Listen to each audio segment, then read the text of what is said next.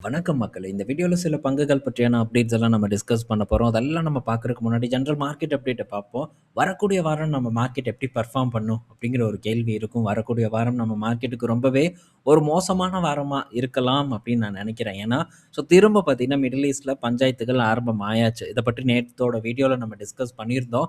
இன்ன வரைக்கும் இப்ப வரைக்கும் பார்த்தீங்கன்னா, அந்த பஞ்சாயத்து ஓடிட்டு தான் இருக்கு. அமெரிக்கா 2வது முறையா ஈரான் மேல தாக்குதல் நடத்தியிருக்காங்க. அது மட்டும் இல்ல. ஏவுகணையில ஒரு பக்கம் சண்டை போட்டுக்கிட்டு இருந்தா, இன்னொரு பக்கம் வாயிலேயே வேற ட்ரம்ப் வந்து சண்டை போட்டுட்டு இருக்கான். தொடர்ந்து பார்த்தீங்கன்னா, இப்ப திரும்பவும் பிரச்சனை நடந்துட்டு இருக்கு. சைன் பண்ணாங்க. நெகோசியேஷன் நடந்தது. போர் நிறுத்தம் எல்லாம் எல்லாம் முடிஞ்சிருச்சு. ஆனா, இப்ப திரும்ப பார்த்தீங்கன்னா, இருந்து ஆரம்பம் ஆயிருக்கு. இப்ப ஈரான் பார்த்தீங்கன்னா, பக்ரைன், குவைத் போன்ற இடத்துலலாம் தாக்குதல் நடத்தியிருக்கிறதாவும் தகவல் வந்து நமக்கு கிடைச்சிருக்கு. இதோட நிலைப்பாடு இன்னும் எப்படி போப்போதுன்னு தெரியல. இதே தான் போர் நிறுத்தம் அப்பவும் நம்ம டிஸ்கஸ் பண்ணோம்.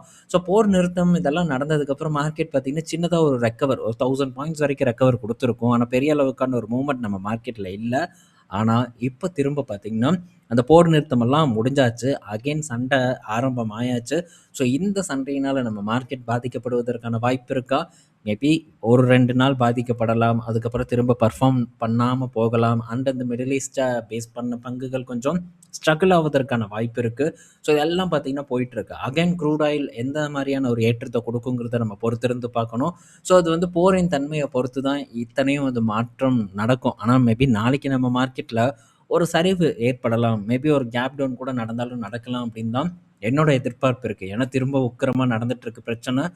இஸ்ரேல் பார்த்தீங்கன்னா, லெபனான வந்து தாக்குனாங்க. அண்ட் இப்போ யுஎஸ் பார்த்தீங்கன்னா, ஒரு தாக்குதல் நடத்துனாங்க. அதுக்கு பதிலடி குடுக்கும் விதத்தில ஈரானும் பார்த்தீங்கன்னா, தாக்குதல் நடத்துனாங்க. இப்போ திரும்ப செகண்ட் அட்டாக் நடந்திருக்கு.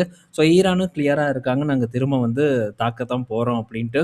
தொடர்ந்து பார்த்தீங்கன்னா, தாக்குதல்கள் நடந்துகிட்டே தான் இருக்கு. இது இன்னும் வந்து பெரிய அளவுக்கு வந்து ஒரு விஸ்வரூபம் எடுக்குமா? இல்ல இதோட அணைஞ்சு திரும்ப மண்டே ஆனவுனே நாங்க பேச்சுவார்த்தையில ஈடுபட போறோம் அப்படின்ட்டு ஏதாச்சும் ஒரு உருட்டுவாங்களாங்கிறத பொறுத்திருந்து வந்து பார்ப்போம்.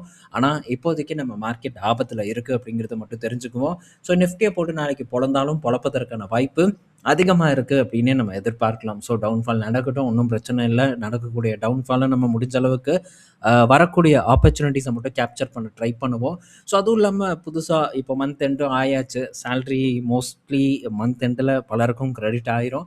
ஆச்சுன்னா சிப் பண்றதுக்கு ஒரு அருமையான ஒரு வாய்ப்பும் பார்த்தீங்கன்னா, இந்த ஆ ஒரு சூழ்நிலையில நமக்கு ஏற்படுங்கிற ஒரு எதிர்பார்ப்பு எனக்கு இருக்கு. தொடர்ந்து நம்ம இதில பார்ட்டிசிபேட் பண்ண ட்ரை பண்ணுவோம். இந்த மாரி பிரச்சனைகள் நடந்துக்கிட்டே தான் இருக்கும். இந்த பிரச்சனைகள்ல தான் நமக்கான வாய்ப்பு ஏற்படும் அப்படிங்கிறத நம்ம கண்டிப்பா வந்து உணர்ந்துக்கணும். பிரச்சனையில நம்ம பெருசா பார்ட்டிசிபேட் பண்ணாம எல்லாம் நல்லா ஆனதுக்கப்புறம் நம்ம போய் பார்ட்டிசிபேட் பண்ணணும்னு நெனச்சா, நமக்கு டெஃபினட்டா எதுவுமே அட்ராக்டிவா கிடைக்காது அப்படிங்கிறத மட்டும் நம்ம கண்டிப்பா உணர்ந்துக்கணும். அடுத்தது அப்டேட்குள்ள நம்ம போவோம். ஃபர்ஸ்ட்டு நம்ம பார்க்க போறது கோட்டக் பேங்கோட அப்டேட் தான். கோட்டக் பேங்கோட புது அ சிஇஓ அண்ட் எம்டிக்கான தேடுதல் வேட்டை நடந்துட்டு இருக்கிறதா ஒரு தகவல் வந்திருக்கு. அசோக் வஸ்வானி பார்த்தீங்கன்னா, இப்போ இந்த நிறுவனத்தில இருந்து எக்ஸிட் ஆக போறதா தகவல் குடுத்திருக்காங்க. அவங்களுடைய டென்யூர வந்து நீட்டிக்க போறதில்ல அப்படின்ட்டும் இந்த ஒரு தகவல் வந்திருக்கு. மேபி இது கூட ஒரு கெட்ட செய்தியா இருக்கலாம். ஏன்னா இவங்க டென்யூர் வந்து டிசம்பர்ல தான் முடிய போகுது. அதுக்கு முன்னாடியே போறாங்களா? என்ன ஏது? ஏன் இவங்க கன்டின்யூ பண்ணல? அப்படிங்கிறத பற்றி ஒரு கேள்வி எழும்பலாம். பங்குச் சந்தையில ஒரு 2% கூட போட்டு அடிப்பதற்கான சான்சஸ் கோட்டக் பேங்க்க பொறுத்தவரைக்கும் இருக்கு. என்ன நடக்குதுங்கிறத நம்ம வெயிட் பண்ணி வந்து பார்ப்போம். கோட்டக் பேங்க் பரவாயில்லாம ஒரு பெர்ஃபார்மன்ஸ் தான் குடுக்குது. ரொம்ப மோசம் அப்படின்ட்டு நம்ம சொல்ல முடியாது. இன்னும் பார்த்தீங்கன்னா, நல்ல அட்ராக்டிவான இடத்துல இருக்கு. ஆனா லாஸ்ட் டைம் வந்தது பார்த்தீங்கன்னா, அதுதான் அட்ராக்டிவான இடம். அகைன் வந்ததுன்னா, அப்ப நம்ம இத பற்றி திரும்ப டிஸ்கஸ் பண்ணலாம். அடுத்தது கேசி இன்டர்நேஷனல். கேசி இன்டர்நேஷனல் பார்த்தீங்கன்னா, இம்மீடியட்டா வந்து பவர் கிரிட்டோட அ ஆர்டர்ஸ் எல்லாம் வந்து பார்ட்டிசிபேட் பண்றதுக்கு தயாரா இருக்காங்க. அவங்களுக்கு அந்த அப்ரூவல் கிடைக்கப்பட்டது அப்படின்ட்டு ஒரு செய்தி வந்திருக்கு. பவர் கிரிட் பார்த்தீங்கன்னா, இப்போ ஒப்புதல் அளிச்சுட்டாங்க. இன்னும் பார்த்தீங்கன்னா, கேஇசி பவர் கிரிட்டோட கான்ட்ராக்ட்ஸ்ல வந்து பார்ட்டிசிபேட் பண்ணலாம். இது கேஇசிய பொறுத்தவரைக்கும் ஒரு பெரிய பாசிட்டிவான நியூஸா இருக்கு. ரிலீஃப் பார்த்தீங்கன்னா, கேஇசிக்கு வந்து ஏற்பட்டிருக்கு. இது நிறுவனத்தோட மேபி ஷேர் பிரைஸ கூட கொஞ்சம் ஏத்துனாலும் ஏத்தலாம் அப்படிங்கிற ஒரு எதிர்பார்ப்பு எனக்கு இருக்கு. பட் ஆல்ரெடி கோர்ட்டே வந்து சொல்லியிருந்தாங்க பார்ட்டிசிபேட் பண்ணிக்கலான்ட்டு. பட் இப்போ பவர் கிரிட் கிட்ட இருந்துமே ஒரு கன்ஃபர்மேஷன் கிடைச்சது. கேசி இன்டர்நேஷனலுக்கு ரொம்ப நல்ல செய்தி. ஏன்னா கிட்டத்தட்ட 2,00,000 கோடி வரைக்கான ஒரு டிரான்ஸ்மிஷன் ப்ராஜெக்ட் நம்ம நாட்டுல நடக்க போகுது. இந்த சூழ்நிலையில இப்படியெல்லாம் செய்தி இருந்ததுன்னா எப்படி இந்த பங்கு முன்னேறும்? முன்னேறாது. பட் இப்ப நல்ல செய்தி வந்திருக்கு. அந்த ஒரு பெரிய அளவுக்கான ஒரு கேப்பெக்ஸ் ஓட காலத்துல இந்த நிறுவனம் பங்கு பெறும் அப்படிங்கிறதுல மாற்று கருத்து இல்ல. பவர் கிரிட் இந்த கேஇசிய பொறுத்தவரைக்கும் ஒரு முன்னணி முக்கியமான நிறுவனம். இங்கேருந்து பெரிய அளவுக்கான ஆர்டர்ஸ் பார்த்தீங்கன்னா இவங்களுக்கு கிடச்சிட்டு இருக்கு. இதை பற்றியெல்லாம் நம்ம ஆர்டிக்கலில் டீட்டெயில்டாக டிஸ்கஸ் பண்ணியிருக்கோம். மேபி டவுட்டாக இருந்தால் செக் பண்ணி பாருங்கள். ஸோ எங்கெங்கே இருந்து இவங்களுக்கு பெரிய கான்ட்ராக்ட்ஸ் வருது அப்படிங்கிறத பற்றி க்ளீனாக நம்ம போட்டிருப்போம். ஸோ அதை படிக்கும்போது இன்னும் புரிதல் பார்த்தீங்கன்னா இந்த நிறுவனத்தை பற்றி உங்களுக்கு ஏற்படும். ஸோ இது இந்த கேஎஸ்சி இன்டர்நேஷ்னலை பொறுத்த வரைக்கும் ஒரு நல்ல செய்தியாக வந்து அமைஞ்சிருக்கு. அடுத்தது டெலிவரி பார்த்தீங்கன்னா பஜாஜ் ஆட்டோ கிட்டேருந்து ஒரு 1500 வண்டி கிட்ட இந்த ஆட்டோ வந்து வாங்க போகிறதா ஒரு தகவல் வந்து கொடுத்துருக்காங்க.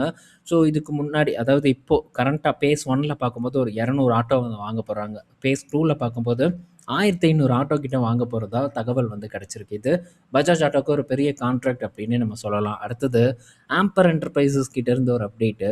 ஸோ ஆம்பர் என்டர்பிரைசஸ் பார்த்தீங்கன்னா ஒரு 6750 கோடி வரைக்கும் யூபியில் வந்து இன்வெஸ்ட்மெண்ட் பண்ண போகிறதா வந்து சொல்லியிருக்காங்க. இதன் மூலிமா ஒரு $2 பில்லியன் அளவுக்கான ரெவன்யூவை வந்து எக்ஸ்பெக்ட் பண்ண போகிறதா ஒரு அறிவிப்பு வந்து கொடுத்துருக்காங்க. ஸோ பெரிய அளவுக்கான ஒரு வளர்ச்சியை வந்து எக்ஸ்பெக்ட் பண்ணுறாங்க ஆம்பர். ஸோ இப்போவே வந்து ஒரு $1 பில்லியன் வந்து தாண்டிட்டாங்க ஆம்பர் பார்க்கும்போது.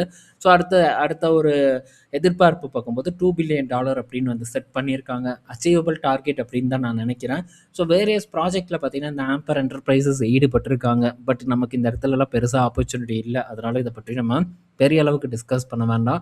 பட் நான் செக் பண்ணி பார்த்துருந்தேன். ஸோ திரும்ப நமக்கு மேபி என்னைக்காச்சும் ஒரு அட்ராக்டிவான இடத்துக்கு வந்ததுன்னா அப்போ இதை பற்றி நம்ம டிஸ்கஸ் பண்ணலாம். ஸோ அடுத்தது ஐடிசி பார்த்தீங்கன்னா ஒரு 2 ஒரு நிறுவனங்களுக்கு, ஸோ 2 இன்வெஸ்டருக்கு பார்த்தீங்கன்னா 3896 கோடி வரைக்கான டிவிடெண்ட் வந்து கொடுக்குது. ஸோ இந்த 2 பேருமே ஓரளவு நல்ல பங்குகளை வந்து ஐடிசியில் வந்து வச்சுருக்காங்க. ஸோ பேட்டோட லிங்க்டு ஷேர் ஹோல்டர்ஸ் தான். ஸோ இது வந்து போன வருடம் இவங்க வாங்கின டிவிடெண்ட்டை காட்டிலும் இந்த வருடத்தோட டிவிடெண்ட் வந்து குறைஞ்சிருக்கிறதா தகவல் வந்திருக்கு. கிட்டத்தட்ட 8% மேலே இவங்களுடைய டிவிடெண்ட் அமௌண்ட் வந்து குறைஞ்சிருக்கு. மேபி இவங்க வந்து அந்த ஸ்டேக் விற்கும்போது கொஞ்சம் வந்து விற்றுருக்கலாம்னு நான் நினைக்கிறேன். அதனால் ஸோ இவங்களுடைய டிவிடெண்ட் தொகை பார்த்திங்கன்னா குறைஞ்சிருக்கு. ஸோ இது ஐடிசி கிட்டேருந்து வந்து செய்தி. ஸோ ஐடிசியோட டிவிடெண்ட் அடுத்த மாதம் நினைக்கிறேன் நிறைய பேர் வந்து கேட்டுட்டு இருக்காங்க. ஸோ அடுத்த மாதம் தான் வரும்னு நான் நினைக்கிறேன். ஐடிசியோட டிவிடெண்ட் ஜூலை எண்டுன்னு நான் நினைக்கிறேன். ஸோ அடுத்தது வரக்கூடிய வாரத்தில் என்னென்ன நிறுவனங்கள் டிவிடெண்ட் கொடுக்க போகிறாங்க அப்படிங்கிற ஒரு செய்தி வந்திருக்கு. ஸோ இதில் பாருங்கள், ஜோதி லேப் இருக்காங்க, அப்புறம் கல்பற்று இருக்காங்க, கென்சாய் நெரோலாக், பஜாஜ் ஃபின்சர்வ், பஜாஜ் ஃபினான்ஸ், பஜாஜ் ஹோல்டிங்ஸ் அப்படின்ட்டு பஜாஜ் குரூப்ஸ் பார்த்தீங்கன்னா டிவிடெண்ட் அனௌன்ஸ் பண்ணியிருக்காங்க. அண்ட் இன்னும் பல கம்பெனிஸ் இருக்குது. யூனியன் பேங்க் இருக்குது இதில் டிவிடெண்ட் கொடுக்குறக்கு, கேன்ஃபினோம் இருக்குது, பயோகான் இருக்குது. ஸோ இதில் உங்கள் கம்பெனிஸ் எங்கெங்கே இருக்குது அப்படிங்கிறத பார்த்து வச்சுக்கோங்க. ஸோ டிவிடெண்ட் இது பார்க்கலனாலும் ஒன்றும் பிரச்சனை இல்லை. டிவிடெண்ட் பார்த்திங்கன்னா நம்ம அக்கௌண்ட்டுக்கு அது பாட்டுக்கு வரத்தான் போகுது. ஸோ அதனால் பெருசாக இதை பற்றியெல்லாம் நம்ம கவலைப்பட வேண்டாம். இருந்தாலும் தெரிஞ்சு வச்சுக்கிறதுல ஒன்றும் தப்பு இல்லை அப்படின்ட்டு நான் இதை எடுத்துகிட்டு வந்திருக்கேன். ஸோ இதில் டெக் மகேந்திரா 36 கிட்ட டிவிடெண்ட் தராங்க. ஸோ ஐடி நிறுவனங்களே அள்ளி கொடுக்கக்கூடியது தானே, ஓரளவு டீசெண்டான டிவிடெண்ட்டை எவ்ரி குவார்ட்டர் வந்து டெலிவர் பண்ணிட்டு இருக்காங்க. ஸோ இப்படியே தொடருமா அப்படிங்கிறத பார்க்கணும். அது போக மகேந்திராவும் ஒரு $33 டிவிடெண்ட் அனௌன்ஸ் பண்ணியிருக்காங்க. ஸோ மகேந்திரா ரீசெண்டாக ஒரு ரெக்கவரும் போஸ்ட் பண்ணியிருக்கு. பட் பெரிய அளவுக்கான ஒரு மூவ்மெண்ட் இன்னும் ஏற்படலை. ஸோ ஏற்படக்கூடாது. இன்னும் கொஞ்சம் வந்து சரிவடைஞ்சால் தான் நம்மளை பொறுத்த வரைக்கும் அது ஒரு நல்ல செய்தி. அப்போ தான் புது வாய்ப்பு நமக்கு ஏற்படும். பட் இப்போதைக்கு அது வாய்ப்பு கொடுப்பனா அப்படிங்குது. பட் விரைவில் நமக்கு வாய்ப்பை ஏற்படுத்தும் அப்படிங்கிற எதிர்பார்ப்பு என்னை பொறுத்த வரைக்கும் அதிகமாக இருக்குது. ஸோ வெயிட் பண்ணி பார்ப்போம் மகேந்திராவில் நமக்கு ஒரு ஆப்பர்ச்சுனிட்டி வருதான்ட்டு. ஸோ அது போக அமெரிக்க பங்குகளை டிஸ்கஸ் பண்ணணும்னு நினச்சேன். பட் போதிய நேரம் இல்லாத காரணத்தினால நம்மளால் அதை டிஸ்கஸ் பண்ண முடியல. ஸோ விரைவில் வந்து அப்டேட் பண்ண ட்ரை பண்ணுறேன். பார்ப்போம். ரீட்டைல் ஆப்ஷன் குளோபலில் அகைன் நம்ம மீட் பண்ணலாம். ஸோ இந்த வீடியோவில் நம்ம பல இன்ஃபர்மேஷன் பார்த்துருப்போம். நாளைக்கு நம்ம பார்ப்போம் என்னென்ன நடக்குதுன்ட்டு. மேபி ஏதாச்சும் ஒரு ஆப்பர்ச்சுனிட்டி ஓப்பன் ஆகுதாங்கிறதையும் பொறுத்திருந்து வந்து நம்ம பார்க்கலாம்.